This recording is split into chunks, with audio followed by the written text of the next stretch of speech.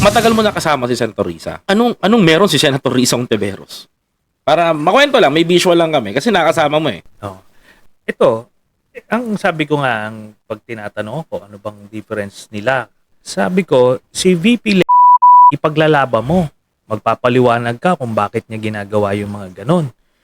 Pero si Risa Ontiveros, ipaglalaban ka kasi nakita ko talagang nilaban niya. In fact, yung kay Kian De Los Santos dito sa Caloocan. Yes, nakita ko na siya nun. Kumupkup ng mga testigo.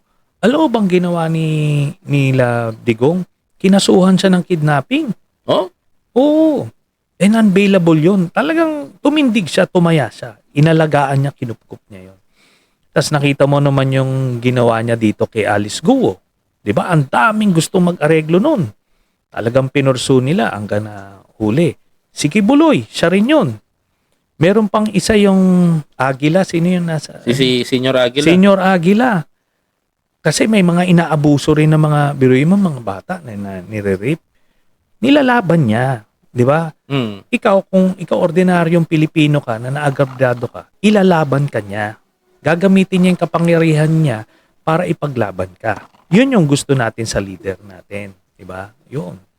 Kaya, yun. Tapos, makita mo naman, maganda yung track record, maraming naipasang batas, tapos talagang, nandoon sa harapan. Kumbaga, ito yung tao na hindi nagpapahuli. Yan. Oo. Kumbaga, kasi sa totoo lang, ang dami nang dumaan na na politician eh. Yun. Walang kumbaga, iba yung estilo ng isang Risa Ontiveros na kumbaga nakikipagdiinan talaga dun sa Senado. Walang takot eh. Yun, kasi na-mention mo yan, karamihan, pag nakita mo sa mga senador, alam mo kung doon ka lang naman pawardi-wardi ka lang doon o papetik-petik ka lang doon sa gilid-gilid, mananalo ka eh. So, senador ka, perme. Pero kung lalabang ka, maraming makakalabang ka na gusto kang ibaba. Even yung political career mo, nilalagay mo. Oo. Ganun yung nangyari sa akin.